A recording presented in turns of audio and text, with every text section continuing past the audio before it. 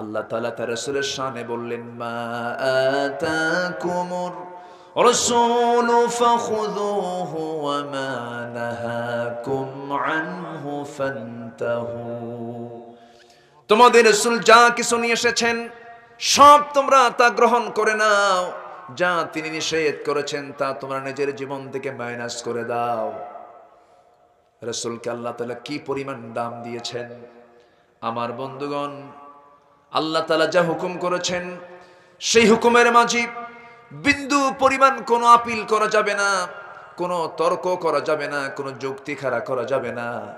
আল্লাহ বলেছেন সুদ হারাম, ব্যবসা হালাল, এই জায়গায় কোনো যুক্তি তুললে কি তার ঈমান থাকবে নাকি? আস্তে কোন ঈমান থাকবে নাকি? ঈমান থাকবে না। আমার দেশে সুদ প্রতিষ্ঠিত না যাকাত প্রতিষ্ঠিত? কুলাউড়াতে কোনো সুদ টুদ নাই, কুলাউড়াতেও আছে। কষ্ট পাচ্ছেন না তো? দয়া করে এখন কেউ উঠবেন না, উঠলে কিন্তু ভাববো সেই লোকটা সুদ খায়। খুব সাবধান, ওয়াজ বুঝে মাহফিলে থাকতে হবে। কি কথা কি বুঝতেছেন আপনারা? জি, এমন কোন লোক নাই যে লোকটা সুদের ভিতরে নাই। আমিও নাই, আমিও তো বলতে পারবো না কোন লোকটা সুদের ভিতরে নাই। ইসলামী ব্যাংক যেটা আছে, আমার ভাইজান ইসলামী ব্যাংকের তিনি একজন কর্মকর্তা, কিন্তু ইসলামী ব্যাংক যে ব্যাংক থেকে টাকা লেনদেন করে, মূল রাষ্ট্রায়ত্ত যে ব্যাংক বাংলাদেশ ব্যাংক যে আছে, সেই ব্যাংকের ভিত্তি কি সুদযুক্ত না সুদমুক্ত? সুদযুক্ত। আপনি যত বড় পীর কেবলা হন, জামানার কুতুব হন না কেন, এই যে রাস্তায় আপনি চলবেন, আমার দেশের রাস্তায় চললে ডানে চলে না বামে চলে? ডানে না বামে? বামে। আমি যত বড় পীর কেবলা হই, আমি কি ডানে যেতে পারবো? রাস্তায় নামলেই আমি কি আল্লাহর হুকুম মানতে পারতেছি? পারতেছি না। আমি চাইলেই কি আমি সুদ মুক্ত, প্রত্যক্ষ হোক পরোক্ষ হোক, আমি কি মুক্ত থাকতে পারছি? না। তাহলে আপনি যত দরবার খোলেন, যত মাদ্রাসা প্রতিষ্ঠা করেন, যত মসজিদ বানান, যত কিছু করেন না কেন, যত আলেম বাড়ান না কেন, রাস্তা ডানে চলতে গেলে এখানে আইন আগে পাশ করতে হবে। সুদ বন্ধ করতে হলে সুদের বিধানকে মাইনাস করে যাকাত ভিত্তিক আইন সেখানে কার্যকর করতে হবে। তাহলে ওই কাজগুলো করার জন্য, ওই কাজগুলো আঞ্জাম দেবার জন্য রাসূল যে পন্থায় কাজ করেছেন সেই পন্থায় কাজ করার দরকার আছে না নাই? আসতে বলবেন না, আছে না নাই? আমার দেশের নামাজ আছে না নাই? নামাজ কায়েম আসতে কোন কেন? নামাজ কায়েম আছে নাই? নামাজ যদি আজকে কায়েম থাকতো, আজকে সমাজে সুদ কায়েম থাকতো না। নামাজ আদায়ে শুধু আদায়ই হবে, সুদ বন্ধ হবে না, জিনা বন্ধ হবে না, ঘুষ বন্ধ হবে না। আর নামাজ যদি কায়েম হয়ে যায়, সব বন্ধ হয়ে যাবে। কার কথা? আসতে বলবেন না, কার কথা? আল্লাহর কথা। অনেক মুসলমান সব বোঝে, কিন্তু নামাজ কায়েমের কথা বললেই বলে হুজুর আপনি রাজনীতি শুরু করলেন। মানে রাজনীতি ওর বাপের, বুঝলেন? উনি ছাড়া আর কেউ রাজনীতি করতে পারবে না। অনেকের চিন্তা এরকম কি জানেন, ইসলামে রাজনীতি নাই, রাজনীতি আমাদের, আর ইসলাম তো আলাদা জিনিস। ইসলামে রাজনীতি আছে না নাই? আসতে বলবেন না, আছে না নাই? আচ্ছা, ইসলামে কোন রাজনীতি নাই? সন্ত্রাস নির্ভর রাজনীতি ইসলামে নাই। কিন্তু যেটা আদর্শের রাজনীতি সেটাই ইসলাম শিখিয়েছে। জোরে বলি সুবহানাল্লাহ। এই পৃথিবীর সেরা রাজনীতিবিদ ছিলেন, দূরদর্শী রাজনীতিবিদ ছিলেন জনাবে মুহাম্মদুর রাসূলুল্লাহ সাল্লাল্লাহু আলাইহি ওয়াসাল্লাম। আমার ভাইয়েরা, আমার বন্ধুগণ, আল্লাহ তাআলা কত সুন্দর করে বলছেন, নিঃসন্দেহে মুমিনদের বক্তব্য হবে কোন বিচার কার্য ফয়সালার ক্ষেত্রে, কোন সিদ্ধান্তের ক্ষেত্রে রাসূল এবং আল্লাহ যখন ডাকবেন, আল্লাহ রাসূল যখন কোনো কিছুর আহ্বান করবেন, সেই সময় ইমানদারের মুখ থেকে তখন বের হবে সামিআনা ওয়া আতা'না, শুনলাম সঙ্গে সঙ্গে তা মানলাম, এখানে কোনো কন্ডিশন আসবে না।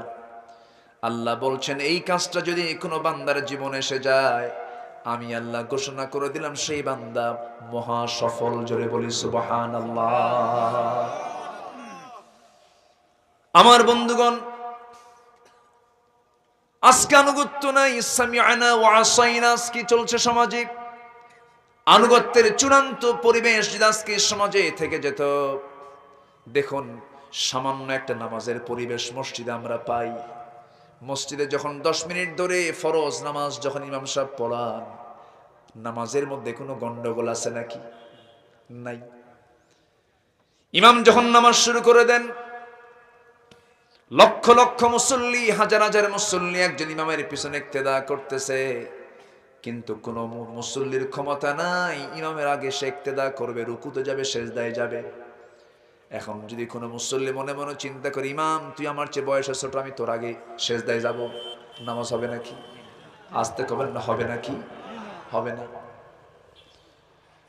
নামাজ আদায় করতে হলে সামিআনা ওয়া আতা'না, শুনলাম ইমাম যখন বললেন সামিআল্লাহু লিমান হামিদাহ, মুসল্লি বলে ফেলবে রব্বানা লাকাল হামদ। ইমাম সাহেব সেজদায় চলে যাবে, মুসল্লিও সেজদায় চলে যাবে। এইরকম করে প্রত্যেকটা জায়গায় যদি আনুগত্যের চূড়ান্ত যদি বই প্রকাশ সমাজে থেকে যেত, সমস্ত জান্নাতের টুকরা হয়ে যেত। কিন্তু দুঃখজনক হলো সত্য, আজকে কোনো আনুগত্য কোথাও আছে নাকি? কেউ কাউকে দাম দেয় না। সন্তান বাপকে দাম দেয় না, ছোটজন বড়জনকে দাম দেয় না, কর্মী নেতাকে দাম দেয় না, ছাত্র শিক্ষককে দাম দেয় না। কোথাও কোনো শ্রদ্ধা স্নেহের কোনো পরিবেশ নাই। কেন নাই? কেন নাই? এই জন্য নাই কারণ জাতিকে আজকে কৌশল করে কোরআনের প্রকৃত শিক্ষা থেকে দূরে রাখা হয়েছে। ঠিক কিনা বলেন? এমসি কলেজের ঘৃণ্য ইতিহাস আছে না নাই? আসতে বলবেন না, আছে না নাই? কোন কলেজের দিকে আপনি তাকাবেন, ঢাবির দিকে তাকাবেন, ঢাকা ইউনিভার্সিটিতেও ঘৃণ্য ইতিহাস অনেক রচনা হয়েছে। 31st নাইট রাসেল বাঁধনের একটা মারাত্মক ইতিহাস, বাজে ইতিহাস আছে না নাই বলেন? আছে। কেন হচ্ছে এগুলো? কি জন্য হচ্ছে?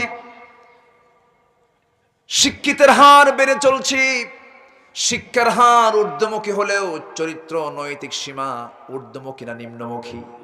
নিম্নমুখী। আমার ভাইয়ের মূল কারণ হলো চেইন অফ কমান্ড নাই, নেতৃত্বের অনুসরণ নাই, শ্রদ্ধাবোধ নাই, স্নেহের পরিবেশ নাই, বাবার প্রতি সন্তানের মোহাব্বত ভালোবাসা নাই। আবার বাবাও তার সন্তানদেরকে সেই শিক্ষায় শিক্ষিত না করেই বাবারাও কান্দে, বাবারাও হতাশ হয়ে যায়। এক কথায় গোটা সমাজের ভিতরে আজকে বিশৃঙ্খল পরিবেশ আমরা লক্ষ্য করছি। নেতা মঞ্চে বক্তব্য দেয়, কর্মীরা চেয়ার নিয়ে মারামারি করে। আছে না নাই? আমার দেশে মানুষ বেশি না নেতা বেশি? হ্যাঁ, ভালো কিরকম? আমার দেশের মানুষ বেশি না নেতা বেশি? আমি কি শেষ করে দেব? আলোচনা চালাবো? উঠতেছেন কেন? উঠবেন? চলে যাবেন আপনারা? চলে যাবেন? তাহলে আপনারাই বললেন এই দেশের নেতা বেশি। নেতা যদি বেশি হয় তাহলে নামাজ পড়বে কে আর পড়াবে কে? মসজিদে ইমাম কয়জন হয়? বল, ইমাম কয়জন হয়? একজন। আর তার পিছনে সবাই নামাজ পড়ে। তো নেতার সংখ্যা বেশি হবে না কর্মীর সংখ্যা বেশি হবে? নেতার সংখ্যা কম হবে। এখন নেতার সংখ্যা বেশি। কেউ কয় না I M A worker this party, আমি এই পার্টির একজন কর্মী। কেউ বলে না I M a leader, I M a leader, আমি নেতা। কেউ কর্মী না, কেউ কাউকে দাম দেয় না। এবং একই দল করে, একই দল করার পরেও বিদ্রোহী আছে না নাই? এখন তো গোটা দেশে একটা দলই বের হয়েছে, নামি দলের নামই হলো বিদ্রোহী। কি ঠিক কিনা? বিদ্রোহী, মানে কাউকে মানি না, আমি নিজেই একা বিদ্রোহী। একই দল, দুই গ্রুপ, কুত্তা গ্রুপ, শিয়াল গ্রুপ, আছে না? আল্লাহ তাআলা বলছেন, শোনো, সব বাদ দিয়ে সামিআনা ওয়া আতা'না, বাস শুনলাম, মানলাম, এই নীতিতে আসো, সফল হয়ে যাবে। জোরে বলেন সুবহানাল্লাহ। It is must to safer to obey than to rule। নেতৃত্ব দেওয়ার চাইতে অনুগত থাকা ভালো, ইমাম হওয়ার চাইতে মুসল্লি থাকা নিরাপদ। মুসল্লি আমি একা, আমার একা দায়িত্ব, আর আপনি ইমাম হলেন, সবার দায়িত্ব আপনার কাঁধে গেল। আর এখন নেতা হওয়ার জন্য সব পাগল, সব কি পাগল। রাসূল বলেছেন, যারা নেতৃত্ব চেয়ে নাই আমি তাদেরকে নেতৃত্ব দেই না, আর আজকে না চাইলে নেতা হওয়া যায় না, ঠিক কি না? আমার ভাইয়েরা, আমার বন্ধুগণ, অথচ সাহাবীদের সোনালী ইতিহাসের দিকে আপনি চেয়ে দেখেন। সাইয়েদনা ওমর ফারুকের কথা কে না জানেন? ওমর ফারুকের নাম সবাই শুনছেন তো, ইসলামের কয় নাম্বার খলিফা? এক মাহফিলে অনেকদিন আগে বললাম, ওমর ফারুককে কে চিনেন? সামনে থেকে এক ছোট্ট ছেলে দাঁড়ায়, হুজুর চিনি, আমাদের বাড়ির দোতলায় ভাড়া থাকে। মাঝে মাঝে এই কথাটা আমার মনে হয়, হয়তো সে ছেলেটা বড় হয়ে গেছে আজকে, খুব চালাক, ও যতটুকু জানছে বলছে, উত্তর একটা দিছে তো। এমসিকিউ আসে না? এমসিকিউ 4টা থাকে, কোনটা সঠিক? মার্কস একখান সঠিক, যা আছে কপালে দিয়ে দিস। সাইয়েদনা ওমর ফারুক রাদিয়াল্লাহু তাআলা আনহু ইসলাম যখন কবুল করেন নাই, সেই সময় বাজে নেতৃত্ব ধরেছিলেন। আবু জেহেল বলল, কে মুহাম্মাদের কাল্লাটা হাজির করবে? আবু জেহেলের এই কথা শুনে ওমর ফারুক রাদিয়াল্লাহু তাআলা আনহু সঙ্গে সঙ্গে বলে ফেললেন, আবু জেহেল চিন্তা করো না, মুহাম্মাদের কল্লাটা আমি হাজির করে ছাড়বই, নাউজুবিল্লাহ। এই সিদ্ধান্ত নিয়ে যখন ঘর থেকে বের হয়েছে, পারলেন না। কেন পারলেন না? মাঝপথে একজন এসে জানিয়ে দিল, ওমর, তুমি কাকে মারতে যাও? তুমি কি জানো নাকি? তুমি কি সংবাদ পেয়েছো নাকি তোমার আপন বোন ভগ্নিপতি সহ কালিমা পড়ে মুসলমান হয়ে গেছে? ওমর ফারুকের মেজাজটা আরো গরম হয়ে গেল। নিজের বোনের বাড়ির দিকে রওনা করলেন, দরজায় দাঁড়ালেন। দরজায় দাঁড়ায়া কিছুক্ষণ তিনি অপেক্ষা করলেন। সেই সময় তার কর্ণকুহরে কোরআনে কারীমের সুন্দর কয়েকটা আয়াত তার কানে আসলো। তাহা মা আনজালনা আলাইকাল কুরআনা লিতাশকা। জোরে বলুন আল্লাহু আকবার। এই আয়াতগুলো যখন তার কর্ণকুহরে ঢুকলো, 26 বছরের তরুণ টকবগে যুবক সাইয়েদনা ওমর ফারুক মনে মনে চিন্তা করছেন, আহারে, এমন সুন্দর কথা তো জীবনে শুনি নাই। খুব মজা পাচ্ছিলেন, কিন্তু রাগ তার কমে নাই। দরজায় নক করলেন, দরজা খুলে গেল। দরজা খোলার সঙ্গে সঙ্গে সাইয়েদনা ওমর ফারুক নিজের বোনকে থাপ্পড় মেরে জমিনে ফেলে দিলেন। বোনটা বলছে, ভাই, তোমার দেহে যে খাত্তাবের রক্ত, আমার দেহে সেই খাত্তাব নামক আমার পিতার রক্ত। তুমি যে পিতার সন্তান, আমি সেই পিতার সন্তান। আজকে তুমি আমাকে যে অপরাধে আমাকে মারতেছ, আমাকে আজকে মারতে মারতে যদি দুনিয়া থেকে বিদায় করে দাও, কালিমার পথ থেকে আমি এক চুল পরিমাণ তোমার বোন নড়ব না। ওমর ফারুক মনে মনে চিন্তা করে, হারে, আমার বোন আজকে আমার ভাইয়ের সম্পর্ক মাইনাস করতে চায়। আমি যেন বাইরে দাঁড়ায় দাঁড়ায় কি যেন শুনলাম, সঙ্গে সঙ্গে বলছে, বোন, ভিতরে তুই কি পড়তেছিলি? কি যেন পড়লি তুই? আমি শুনতে পেলাম, আমার হৃদয়ে কেমন ধাক্কা লেগেছে, একটু দেওয়া যায় নাকি? আমি একটু পড়তে চাই। সঙ্গে সঙ্গে বোন বলছে, আমার ভাই রে, তোমার রাগ তো দারুণ, এখন এই মুহূর্তে তোমার মেজাজ দারুণ, তোমার রাগটাকে সংবরণ করতে হবে, তোমার মেজাজটাকে কমায় নিয়ে আসতে হবে, ধৈর্য আনতে হবে। ভাই, মাথায় পানি ঢালো, একটু গোসল করে নাও। সুন্দর মেন্টালি স্যাটিসফ্যাকশন যখন চলে আসলো, হৃদয়ে যখন প্রশান্তি চলে আসলো, ঠান্ডা মেজাজ হয়ে গেছে। তার সামনে যখন কোরআনের সূরা তাহা ওই কয়েকটা আয়াত যখন তার সামনে দেওয়া হলো, মেধাবী ওমর একটা করে আয়াত পড়ে চোখের কোনা বেয়ে বেয়ে টপ টপ করে পানি পড়ে। সামিআনা ওয়া আতা'না, শুনলাম সঙ্গে সঙ্গে মানলাম, দেরি করলেন না তিনি। একটা করে আয়াত পড়েন, শিরকিয়াতের সমস্ত কিছু তার দিল থেকে সাফ হয়ে যায়। শিরকিয়াতের পচা দুর্গন্ধ দিল থেকে সাফ হচ্ছে, আর হৃদয়ের মধ্যে তাওহীদ ঢুকে যাচ্ছে। সঙ্গে সঙ্গে তার দিলটা নরম হলো, বলছেন ওরে আমার বোন, বুঝতে পেরেছি বুঝতে পেরেছি। কোরআন খচিত সেই কয়েকটা সঙ্গে করে নিয়ে নবীর সামনে হাজির হয়ে গেলেন।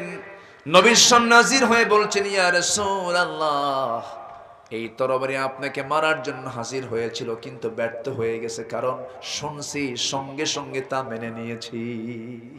সামিআনা ওয়া আতা'না, কোরআন তো শুনলাম, দেখলাম, মানলাম। আজকের থেকে এই তরবারি, যে তরবারি কিছুক্ষণ আগে আপনার বিরুদ্ধে ছিল, এই তরবারি এখন আপনার পক্ষে।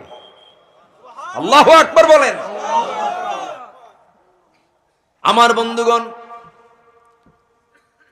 সম্মানিত ভাইয়েরা, আল্লাহ তাআলার কোন বিধানকে মানতে নিয়ে কোনো কন্ডিশন করা যাবে না, কোনো যুক্তি খাড়া করা যাবে না, কারণ শয়তান যুক্তি দিয়েছিল। আল্লাহ বলেছিলেন, ও শয়তান আজাজি, ও শয়তান ইবলিস, আমি আদমকে বানাইছি, তুই আদমকে মেনে নে, আদমকে তুই স্বীকার করে না, সেজদা দিয়ে নে। সঙ্গে সঙ্গে শয়তান আল্লাহর কাছে যুক্তি উপস্থাপন করে বলছে, খলাকতানি মিন নার ওয়া খলাকতাহু মিন তিন, আমাকে বানিয়েছো আগুন দিয়ে, আদমকে বানিয়েছো মাটি দিয়ে। আগুন কেমন করে মাটিকে সেজদা দেয়? কি দিল? কি দিল? যুক্তি। কি দিয়েছে বলেন? যুক্তি। আল্লাহর কাছে যুক্তি খাটবে? আল্লাহর কাছে যুক্তি খাটবে?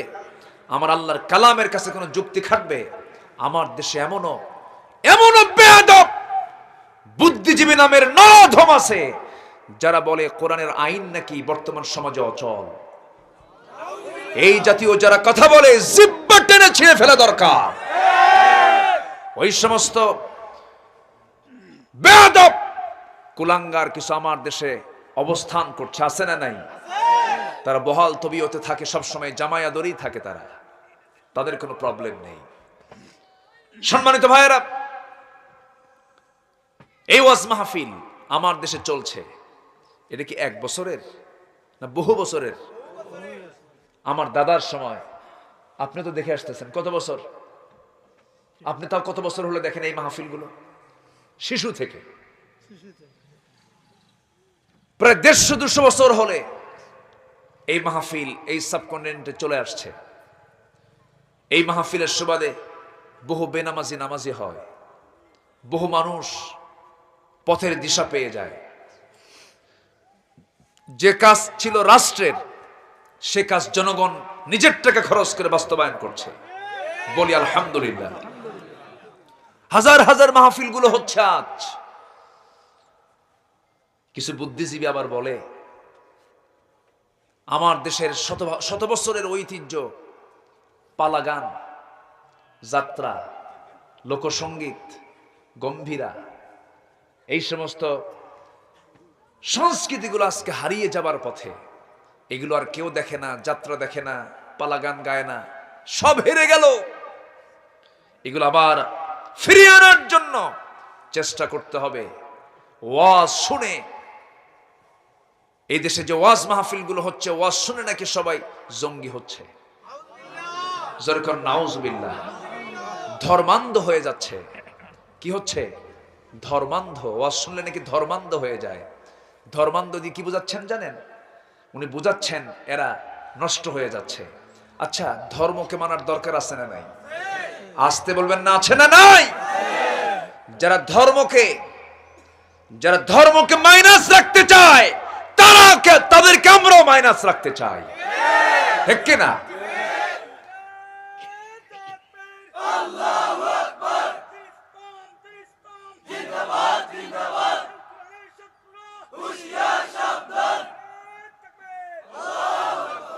সম্মানিত ভাইয়েরা,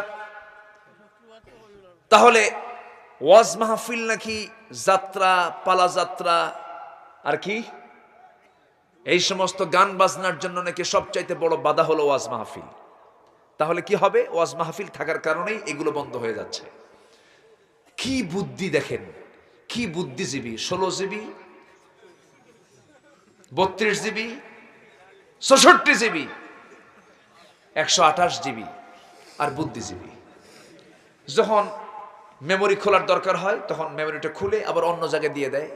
তো এরা হচ্ছে সেই বুদ্ধিজীবী, বুদ্ধি বেছে খায়, ঠিক কিনা? এরা প্রকৃত বুদ্ধিজীবী নয়, এরা হচ্ছে বুদ্ধি প্রতিবন্ধী। সম্মানিত ভাইয়েরা, সম্মানিত বন্ধুগণ, আবার কিছু কিছু গবেষকরা বলেন, মাথায় টুপি আছে, মুখে দাড়িও আছে, এরকম কিছু গবেষক আছেন, আলেমের পরিচয় দেন। আমরা বলেন ওয়াজ মাহফিল করে লাভ কি, যাত্রা করে লাভ কি, ওয়াজ মাহফিল করে লাভ কি, সিনেমা নাটক করে লাভ কি? ওগুলোর বিরুদ্ধে কোনো ফতোয়া নাই, কত ওয়াজ মাহফিল করে লাভ কি? থাপড়ায় সোজা করা দরকার। এরকম কিছু আছে না নাই? আমার দেশের তো ডাবল স্ট্যান্ডার্ড মান্যওয়ালা কিছু লোকজন, কিছু মুসলমান নামধারী আছে, নামাজও পড়ে, সুদও খায়, আছে না নাই? সকালবেলা ফেসবুকে মাশাআল্লাহ কোরআন তেলাওয়াতের অডিও রেকর্ড বাজায়, আবার বিকেলবেলা আবার হিন্দি গানও চালায়, আছে না নাই? আবার আমার দেশে কিছু অভিনেত্রী, এই তো সম্প্রতি এক অভিনেত্রী মদিনা শরীফ ঘুরে আসলেন, লাইভ শো করলেন। প্রিয় দেশবাসী, আপনারা সবাই আমাকে ভালোবাসেন, হ্যাঁ সবাই তোমাকে ভালোবাসেন, আপনারা সবাই আমাকে ভালোবাসেন। আমি পবিত্র মদিনায় পবিত্র উমরা করতে এসেছি। আমি কি বলবো, আমি শুনে তো অবাক হলাম, আমি ষড়যন্ত্রের শিকার। প্রিয় দেশবাসী, আপনারা আমার জন্য দোয়া করবেন। আমি এখন পবিত্র উমরার উদ্দেশ্যে মক্কা মদিনায় অবস্থান করছি, দোয়া করবেন আমি যেন দেশে ফিরে বাকি সিনেমার কাজ সম্পূর্ণ করতে পারি। কি কথা কি বুঝতেছেন?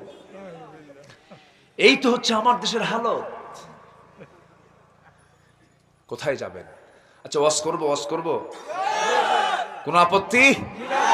দেখা যাক, জোরে বলি ইনশাআল্লাহ। আল্লাহর কসম করে বলছি, আল্লাহর কসম করে বলছি, আমি কাউকে কটূক্তি করে, কাউকে ইঙ্গিত করে কোনো কথা আমি বলতে চাচ্ছি না। আমি বলতে চাচ্ছি রিটার্ন টু ইসলাম, ইসলামের দিকে ফিরে আসো। সঠিক ইসলাম আমরা গ্রহণ করি, সামিআনা ওয়া আতা'না, শুনি মানি, কোনো যুক্তি খাড়া না করি, কোনো যুক্তি দেওয়া যাবে না, ইসলাম নিয়ে কোনো তর্ক করা যাবে না। আল্লাহ যা কিছু বলে দিয়েছেন তাই মানতে হবে। আপনি যুক্তি দিবেন, আপনি শয়তানের দলে চলে যাবেন। আমরা যুক্তি দেব না, দলিল দেখাবো। বলেন বলেন বলেন, আমরা যুক্তি কখনো দেখাবো না। আল্লাহ তাআলা এই কোরআনে এই জায়গায় এই কথা বলেছেন, কোনো কথা চলবে না, কোনো তর্ক বিতর্ক চলবে না। আমার ভাইরা, রাসূল যখন বললেন সুদটা হারাম, সঙ্গে সঙ্গে আবু জাহেল ফতোয়া দিল। আবু জাহেল কি ফতোয়া দিল? আবু জাহেল বলতেছে সুদ হারাম কেমনে হয়? সুদ তো ব্যবসার মতোই। কি দেখায়? যুক্তি কি দেখায়? এখন যুক্তি দেখায় দিল, সুদ তো ব্যবসার মতোই। ইন্নাল বাইআ কামিসলির রিবা, ব্যবসা তো সুদের মতোই, সুদ তো ব্যবসার মতোই।